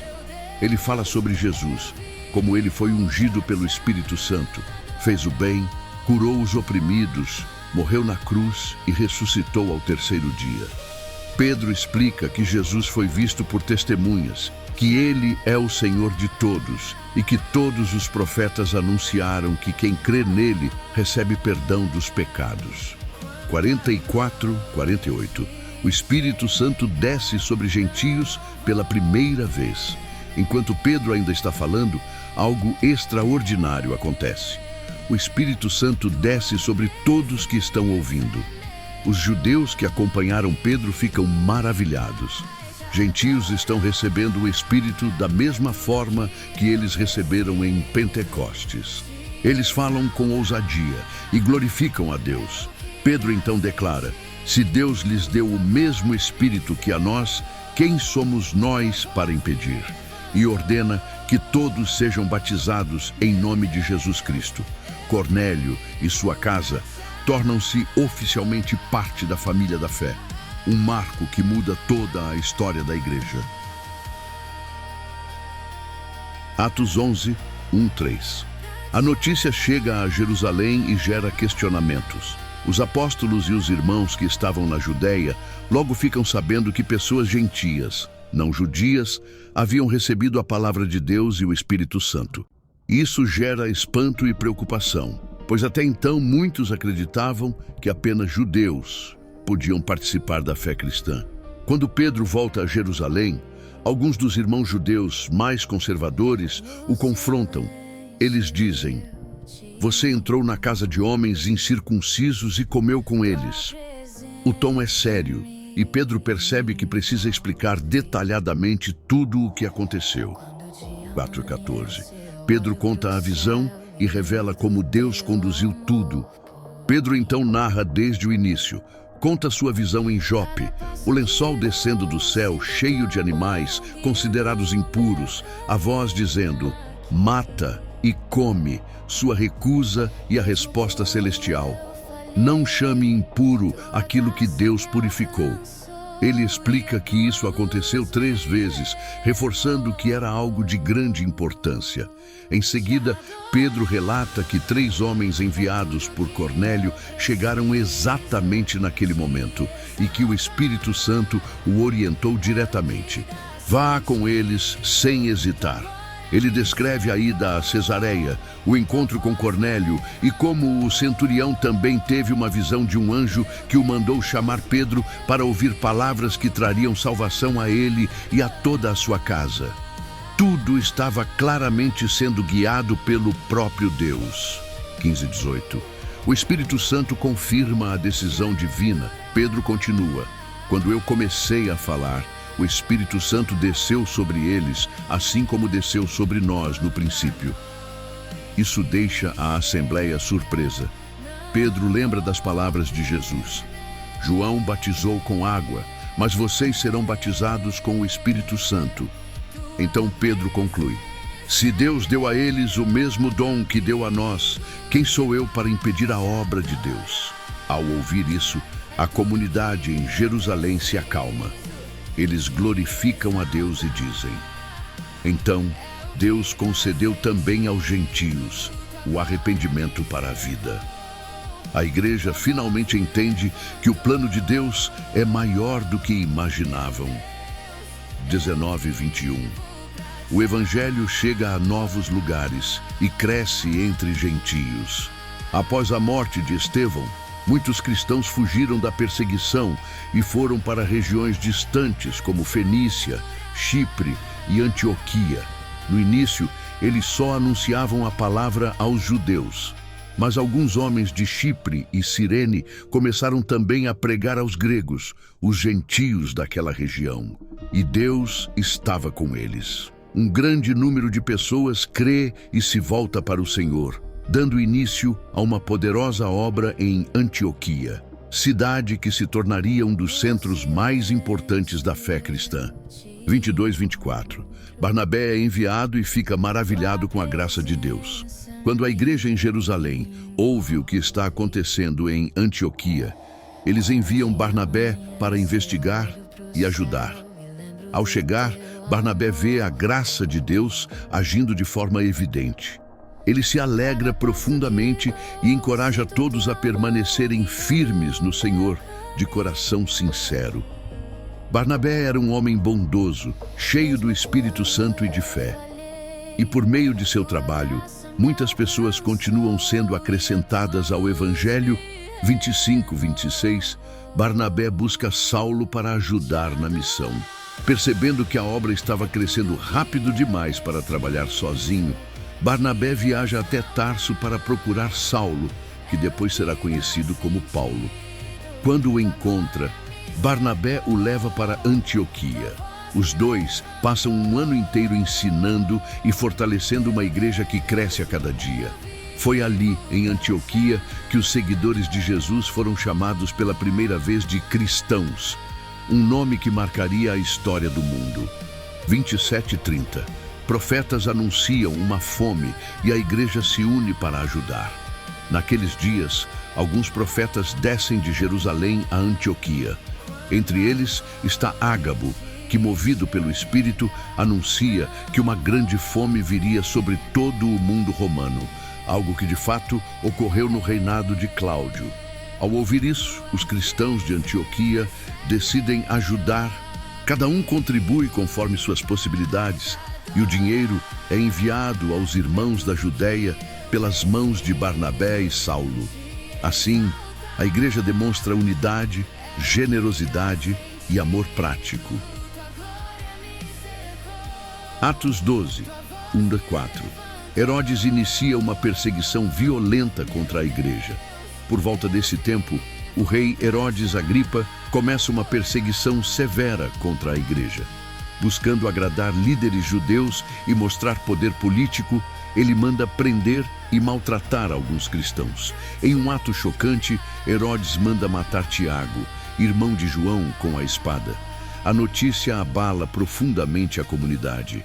Tiago era um dos apóstolos mais próximos de Jesus. Percebendo que isso agradou aos judeus influentes, Herodes prossegue e manda prender também Pedro, o líder mais visível entre os apóstolos. Pedro é aprisionado durante os dias da festa dos pães asmos. Herodes coloca 4 grupos de 4 soldados para guardá-lo, demonstrando sua intenção clara: impedir qualquer tentativa de fuga. Ele planeja apresentar Pedro ao povo depois da Páscoa, possivelmente para um julgamento público ou até execução. 5. A igreja reage da única forma possível: oração contínua. Enquanto Pedro está preso, rodeado por soldados e correntes, a igreja se reúne constantemente para orar. Não são orações rápidas, são vigílias, clamores, reuniões cheias de lágrimas e fé. Eles sabem que o único que pode salvar Pedro agora é Deus. 6:10. O anjo do Senhor liberta Pedro de maneira sobrenatural. Na noite anterior ao julgamento, Pedro dorme entre 2 soldados acorrentado pelos pulsos. 2 outros guardas vigiam a porta da prisão. A situação parece totalmente sem saída, mas de repente uma luz intensa brilha dentro da cela. Um anjo do Senhor aparece ao lado dele. O anjo toca Pedro no lado e diz: "Levanta-te depressa." As correntes caem imediatamente de suas mãos, sem que ninguém as toque. O anjo continua: "Coloca o cinto, calça as sandálias, agora põe a capa e segue-me." Pedro obedece, ainda sem entender se aquilo era real ou apenas uma visão. Eles passam pelo primeiro e pelo segundo posto de guardas, e ninguém percebe nada. Quando chegam ao grande portão de ferro que dá para a cidade, o portão se abre sozinho, como se obedecesse à ordem do céu. Pedro segue o anjo por uma rua, e então o anjo desaparece. 11. Pedro percebe: Deus o salvou de forma milagrosa. Somente nesse momento, Pedro recupera totalmente a consciência. Ele diz para si mesmo: "Agora sei, de fato, que o Senhor enviou seu anjo para me libertar das mãos de Herodes e de tudo o que o povo judeu esperava." A morte que parecia certa foi cancelada pelo poder de Deus. 12:17. Pedro vai à casa onde a igreja ora e ninguém acredita que seja ele. Pedro se dirige à casa de Maria, mãe de João Marcos, onde muitos irmãos estavam reunidos orando por ele. Ele bate na porta e uma serva chamada Rode vai atender. Quando ela ouve a voz dele, fica tão emocionada que nem abre a porta. Ela corre para dentro dizendo: "Pedro está lá fora, é ele." Mas os irmãos não acreditam. Eles dizem: "Você está fora de si." E quando Rode insiste, respondem: "Então deve ser o anjo dele." Pedro continua batendo até que finalmente abrem a porta. Quando o veem, ficam completamente perplexos. Pedro faz um sinal para que se acalmem e explica detalhadamente como o Senhor o libertou da prisão. Ele pede: "Avisem isso a Tiago e aos irmãos." Em seguida, ele deixa o local para se esconder em outro lugar mais seguro. 18:19. Herodes fica furioso ao descobrir a fuga. Quando amanhece, a prisão entra em pânico. Os soldados procuram por Pedro em todos os lugares, mas ele simplesmente desapareceu. Herodes manda investigar rigorosamente e, como ninguém encontra explicação, ordena a execução dos guardas. Depois disso, Herodes viaja da Judeia para Cesareia, onde fica por algum tempo. 20:23. Herodes se exalta e Deus o julga. Herodes fica irritado com os povos de Tiro e Sidom, que dependiam dos suprimentos vindos do território dele. Eles tentam fazer as pazes, pedindo ajuda com a mediação de Blasto, um funcionário importante. Em um dia marcado para um pronunciamento, Herodes veste suas roupas reais, senta-se no trono e faz um discurso cheio de pompa. O povo, tentando agradá-lo, grita: "É voz de Deus e não de homem." Herodes aceita a adoração. Ele não dá glória a Deus. Então, imediatamente, um anjo do Senhor o fere por causa de sua arrogância. Ele cai, gravemente atingido.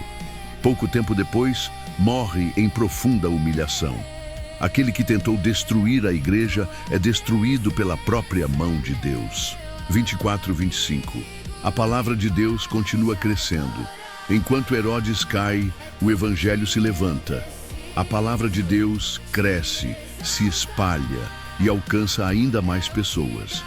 Barnabé e Saulo completam sua missão de auxílio aos irmãos da Judéia e retornam, levando consigo João Marcos. Atos 13, Apenas 1:3. A igreja em Antioquia recebe uma ordem direta do Espírito Santo. Na vibrante igreja de Antioquia, um grupo de líderes espirituais servia ao Senhor com jejum e oração. Entre eles estavam Barnabé, Simeão, chamado Níger, Lúcio de Cirene, Manaém, que havia crescido junto com Herodes, o tetrarca, e Saulo. Esse ambiente era cheio de fervor espiritual. Enquanto ministravam ao Senhor, o Espírito Santo fala claramente, uma ordem que mudaria o curso da história cristã. Separem para mim Barnabé e Saulo para a obra a que os tenho chamado. A igreja não hesita. Eles jejuam novamente, impõem as mãos sobre os dois e os enviam. Esse momento marca o início da primeira grande viagem missionária da igreja. 4:6. Barnabé e Saulo atravessam o mar e chegam a Chipre. Movidos pelo Espírito, Barnabé e Saulo partem para Seleucia e dali navegam até a ilha de Chipre.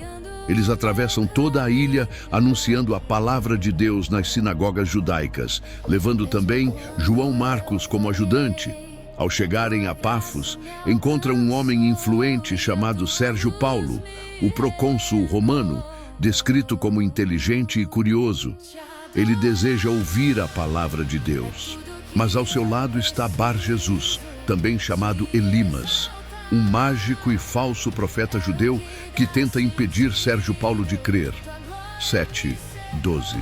O confronto entre Paulo e o mágico Elimas. Elimas tenta atrapalhar a mensagem usando sua influência e manipulação para desviar o procônsul da fé.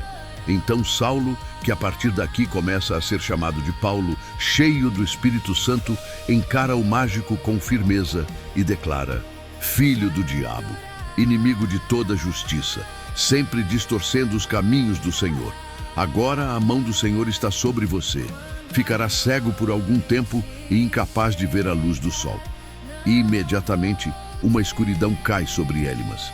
Ele fica tateando, buscando alguém para guiá-lo pela mão. Ao ver isso, Sérgio Paulo fica profundamente impressionado, não apenas com o milagre, mas com a mensagem do Senhor, e crê. 13:15. Paulo segue viagem e chega a Antioquia da Pisídia. Os missionários deixam Pafos e navegam até Perge, na Panfilha. Ali, João Marcos se separa deles e volta para Jerusalém, algo que mais tarde causará tensão entre Paulo e Barnabé. Paulo e Barnabé continuam para Antioquia da Pisídia. No sábado, entram na sinagoga e se sentam. Após as leituras da lei e dos profetas, os líderes da sinagoga dizem: "Irmãos, se vocês têm alguma palavra de encorajamento para o povo, falem." O momento que Paulo esperava chega. 16:25. O grande sermão de Paulo recapitulando a história de Israel. Paulo se levanta, faz sinal com a mão e começa a falar. Ele conta como Deus escolheu Israel, libertou o povo do Egito com braço poderoso, sustentou-os no deserto e destruiu 7 nações em Canaã. Ele lembra os juízes, depois Saul como rei e então Davi, homem segundo o coração de Deus. E então Paulo conecta a história ao Evangelho, revelando a linhagem. Da descendência de Davi, Deus trouxe ao Israel o Salvador Jesus, como prometera. Ele menciona João Batista preparando o caminho, chamando ao arrependimento e anunciando alguém maior que ele. A sinagoga está em silêncio, todos atentos. 26:37. Paulo anuncia a morte e ressurreição de Jesus. Paulo diz que os líderes de Jerusalém não reconheceram Jesus nem entenderam as profecias e por isso o condenaram. Mesmo sem encontrarem motivo para a morte, pediram a Pilatos que ele fosse executado. Jesus foi sepultado, mas Deus o ressuscitou. Paulo descreve como ele apareceu por muitos dias aos que o acompanharam desde a Galileia até Jerusalém, testemunhas vivas da verdade. Então Paulo revela a promessa central. O que Deus prometeu aos nossos pais, ele cumpriu ressuscitando Jesus. E cita as Escrituras para provar que o Messias não veria decomposição como Davi, que morreu e foi sepultado. Mas Jesus, o Santo de Deus, vive para sempre. 38:41. O chamado à fé e ao perdão. Paulo então anuncia a grande nova. Por meio de Jesus, o perdão dos pecados é anunciado a vocês. Ele declara que pela fé em Cristo, todos são justificados de coisas das quais a lei de Moisés jamais poderia justificar. Ele também adverte, citando os profetas: cuidado para que não aconteça com vocês o que foi dito. Olhem, desprezadores, admirem-se e pereçam. Era um chamado urgente para não rejeitar a salvação. 42:44. A cidade inteira quer ouvir mais. Ao final da pregação, muitos judeus e prosélitos seguem Paulo e Barnabé, pedindo que eles voltem no sábado seguinte para falar novamente. No sábado seguinte, quase toda a cidade se reúne para ouvir a palavra de Deus. Judeus, gentios, curiosos, famílias inteiras. A mensagem se espalha rápido. 45:47. Os judeus se opõem. Paulo anuncia o foco nos gentios. Quando os líderes judeus veem a multidão enorme, ficam cheios de inveja. Contradizem Paulo e o insultam abertamente, mas Paulo e Barnabé respondem com coragem. Era necessário anunciar a vocês primeiro a palavra de Deus, mas já que a rejeitam, vamos agora aos gentios. E citam a profecia.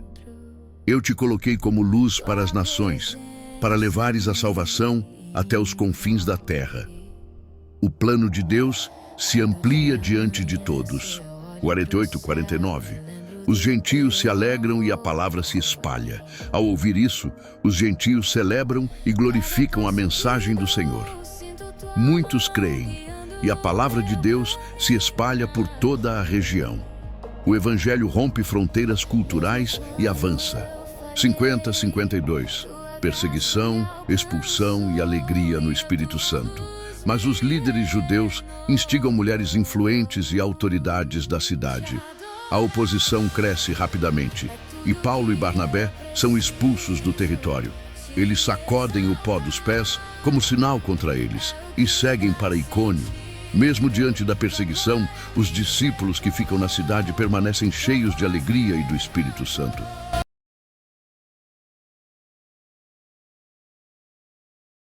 Atos 14:1-3. Paulo e Barnabé chegam a Icônio e a pregação divide a cidade. Ao entrar em Icônio, Paulo e Barnabé seguem seu costume e vão direto à sinagoga. Ali, falam de forma tão poderosa e clara que uma grande multidão de judeus e gregos crê na mensagem. Mas nem todos aceitam. Alguns judeus que rejeitaram o evangelho começam a envenenar a mente dos gentios contra os missionários. Mesmo assim, Paulo e Barnabé permanecem ali por bastante tempo, pregando corajosamente e testemunhando sobre a graça de Deus. O Senhor os confirma com sinais e maravilhas, mostrando que a mensagem vem do céu. 4:7. A cidade se divide e um plano de violência surge. O clima em Icônio muda. Parte da cidade apoia os apóstolos. Outra parte se opõe. A tensão cresce até que judeus e gentios, junto com seus líderes, formam um plano para agredir e até mesmo matar Paulo e Barnabé. Mas os missionários descobrem o plano a tempo. Eles fogem para Listra e Derbe, cidades da região da Licaônia, e também para os vilarejos ao redor. Mesmo perseguidos, não param. Continuam anunciando o evangelho por onde passam. 8:10. O homem aleijado e o milagre em Listra. Em Listra há um homem aleijado de nascença, que nunca tinha dado um passo sequer. Ele ouve atentamente enquanto Paulo prega. Paulo fixa os olhos nele e percebe que aquele homem tem fé para ser curado. Então declara em voz forte diante de todos: levanta-te sobre os teus pés. No mesmo instante, o homem salta e começa a andar pela primeira vez na vida. A multidão fica em choque e o milagre desencadeia algo inesperado. 11:13. A população tenta adorar Paulo e Barnabé como deuses. Quando o povo vê o milagre, começa a gritar na língua local: os deuses desceram a nós em forma humana. Eles chamam Barnabé de Zeus e Paulo, por ser o porta-voz, de Hermes, o mensageiro dos deuses. O sacerdote de Zeus, que ficava na entrada da cidade, traz touros e coroas de flores para sacrificar diante deles. A multidão quer prestar culto aos missionários, algo que Paulo e Barnabé não esperavam e absolutamente não podiam permitir. 14:18. Paulo e Barnabé rasgam as roupas e tentam impedir o sacrifício. Quando percebem o que está acontecendo, os dois rasgam as vestes em sinal de desespero e correm para o meio da multidão gritando: por que estão fazendo isso? Nós somos humanos como vocês. Eles apontam para o céu e dizem que vieram justamente para afastá-los da idolatria, anunciando o Deus vivo que fez o céu, a terra, o mar e tudo o que neles há. Explicam que Deus sempre deu testemunho de si mesmo, enviando chuvas, colheitas, provisão e alegria aos povos. Mesmo assim, mal conseguem evitar que o povo ofereça sacrifícios para eles. A confusão espiritual na cidade é enorme. 19:20. De adoração a ódio, Paulo é apedrejado e quase morto. De repente, judeus de Antioquia e Icônio chegam à cidade. Eles incitam a multidão contra Paulo, a mesma multidão que queria adorá-lo momentos antes. O clima vira completamente. A população, influenciada pelos agitadores, pega pedras e ataca Paulo com violência. Ele é apedrejado até cair no chão, inconsciente. Pensando que ele está morto, eles arrastam seu corpo para fora da cidade. Mas quando os discípulos se reúnem ao redor, Paulo se levanta, ferido, machucado, mas vivo. Em um ato de coragem impressionante, ele volta para dentro da cidade antes de partir no dia seguinte. 21:23. A missão continua com força e nasce a estrutura das igrejas. Depois, Paulo e Barnabé seguem para Derbe e ali anunciam o evangelho com grande sucesso. Muitas pessoas creem, formando uma nova comunidade cristã. Então eles retornam para Listra, Icônio e Antioquia, lugares onde foram perseguidos, para fortalecer os discípulos. Eles encorajam todos a permanecerem firmes, dizendo: é necessário passarmos por muitas tribulações para entrarmos no reino de Deus. Em cada cidade, eles nomeiam presbíteros, líderes, para cuidar da igreja após oração e jejum. A estrutura da igreja começa a tomar forma. 24:28. A viagem se encerra e a igreja celebra o que Deus fez. Depois de atravessar a região da Pisídia, descem para Panfília, pregam em Perge e chegam a Atália. De lá, embarcam de volta a Antioquia. Eles retornam ao lugar onde haviam sido enviados pela graça de Deus, completando a primeira grande viagem missionária registrada nas Escrituras. Toda a igreja se reúne para ouvir o relatório. Paulo e Barnabé contam tudo o que Deus fez, especialmente como a porta da fé foi aberta para os gentios. Eles permanecem ali com os irmãos por bastante tempo, fortalecendo a comunidade. Atos 15:1-5. O surgimento da controvérsia. Alguns homens vindos da Judéia chegam à igreja em Antioquia e começam a ensinar aos novos convertidos gentios que, se eles não fossem circuncidados conforme a lei de Moisés, não poderiam ser salvos. Aquilo cai como uma bomba na comunidade. Paulo e Barnabé imediatamente entram em forte debate com esses homens. A questão é tão séria que a igreja decide enviar Paulo, Barnabé e outros irmãos para Jerusalém a fim de consultarem os apóstolos e os presbíteros sobre esse conflito doutrinário. No caminho, eles passam pela Fenícia e por Samaria, contando como Deus está salvando muitos gentios. Isso enche de alegria todos os irmãos que ouvem o relato. Ao chegarem em Jerusalém, eles são recebidos com honra pela igreja, pelos apóstolos e pelos presbíteros. Paulo e Barnabé relatam tudo o que Deus realizou por meio deles. Mas então alguns crentes do grupo dos fariseus se levantam e insistem. É necessário circuncidá-los e ordenar que guardem a lei de Moisés. 6:11. O grande debate em Jerusalém. Os apóstolos e presbíteros se reúnem para discutir o assunto. O ambiente é tenso, cheio de opiniões divergentes, até que Pedro se levanta. Ele lembra que Deus havia o escolhido para que os gentios ouvissem da sua boca o Evangelho e crescem. Deus confirmou isso, dando o Espírito Santo aos gentios da mesma forma que aos judeus. Pedro pergunta: por que tentar a Deus colocando um jugo sobre os gentios que nem nossos pais puderam suportar? Nós cremos que somos salvos pela graça do Senhor Jesus, assim como eles. Essas palavras silenciam toda a assembleia. 12. O testemunho de Barnabé e Paulo. Agora é a vez de Barnabé e Paulo falarem. Eles descrevem os muitos sinais e maravilhas que Deus fez entre os gentios através deles. Curas, expulsões de espíritos malignos, conversões poderosas. Todos escutam com atenção. 13:21. O discurso de Tiago e a decisão. Tiago, líder respeitado da igreja em Jerusalém, se levanta.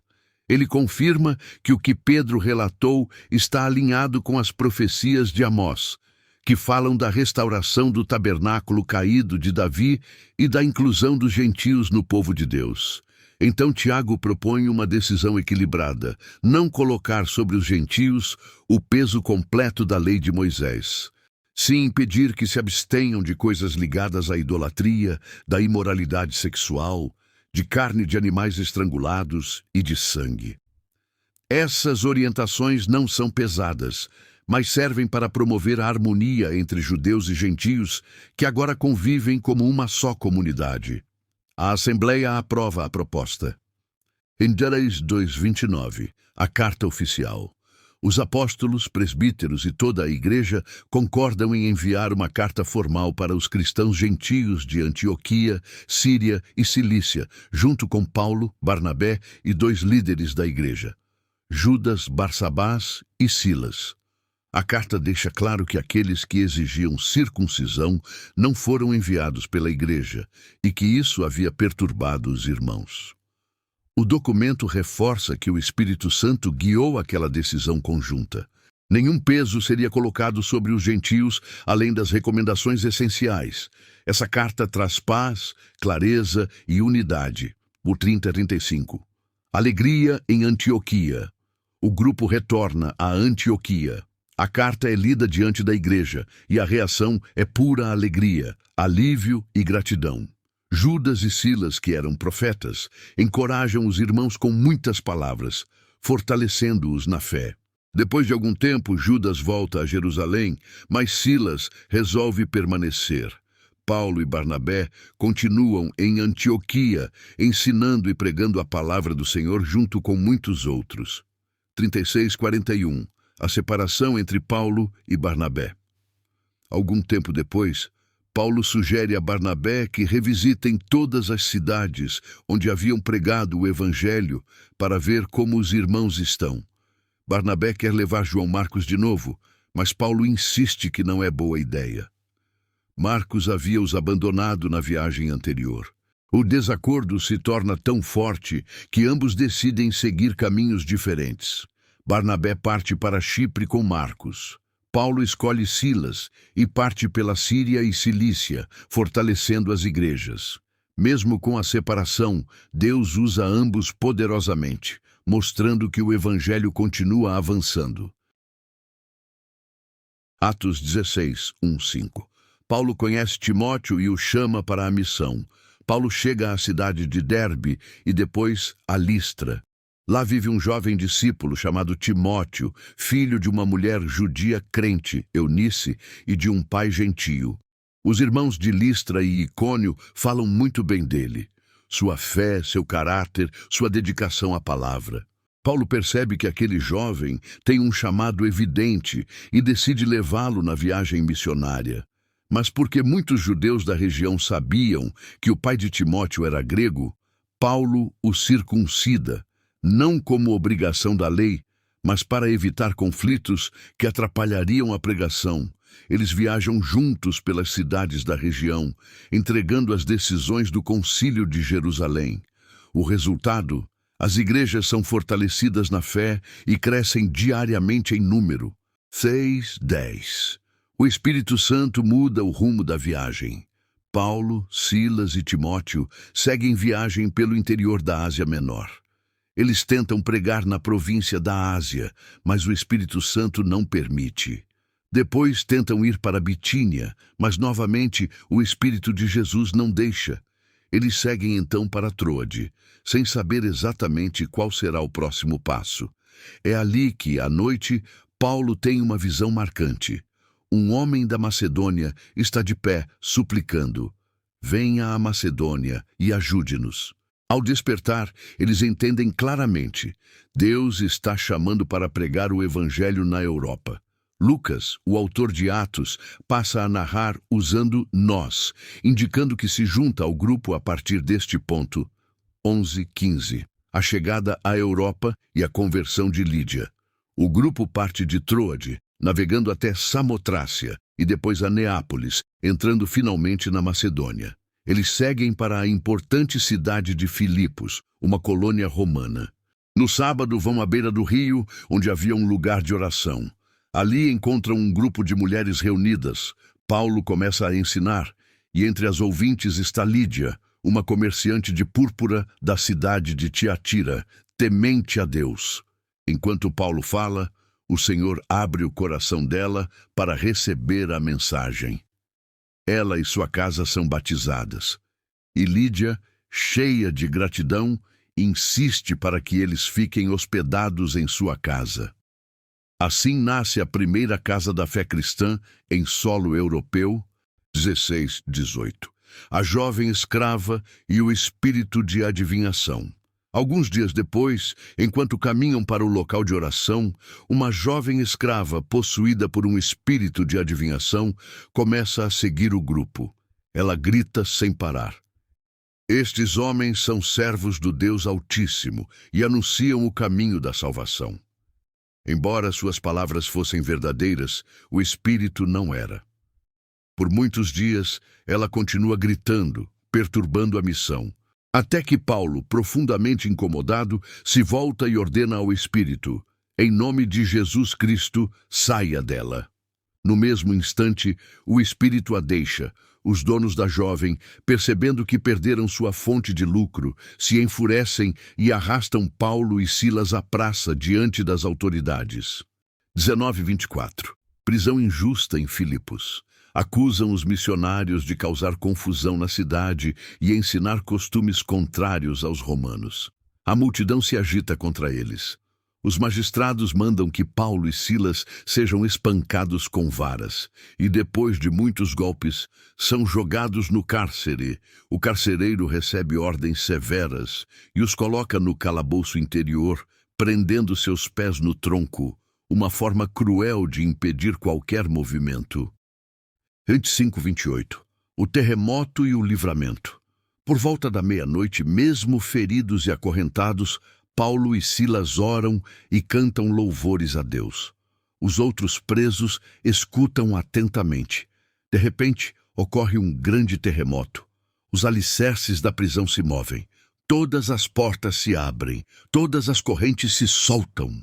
O carcereiro acorda e, vendo as portas abertas, pensa que os presos fugiram. Ele entra em desespero total, mas Paulo grita: "Não faça isso, estamos todos aqui." A atitude deles impede uma tragédia e muda tudo. 29:34. A conversão do carcereiro. Tremendo, o carcereiro chama a luz, corre até Paulo e Silas e cai aos pés deles. Ele faz uma das perguntas mais importantes de toda a Bíblia. Senhores, o que devo fazer para ser salvo? Paulo responde: creia no Senhor Jesus, e você será salvo, você e sua casa. Eles anunciam a palavra de Deus ao homem e a toda a sua família. Naquela mesma hora, o carcereiro lava as feridas deles, e logo ele e todos os de sua casa são batizados. Depois os leva para sua casa, prepara uma refeição e se enche de alegria porque todos agora creem no Senhor. 35:40. A libertação e o pedido de desculpas. Pela manhã, os magistrados mandam libertar Paulo e Silas discretamente. Mas Paulo anuncia uma verdade que muda completamente o cenário. Eles eram cidadãos romanos e foram espancados publicamente sem julgamento, algo totalmente ilegal. Quando os magistrados ficam sabendo disso, ficam apavorados. Eles vão pessoalmente até a prisão, pedem desculpas e pedem que Paulo e Silas deixem a cidade. Os missionários voltam à casa de Lídia, encorajam os irmãos e só depois partem, deixando uma igreja viva e fortalecida em Filipos.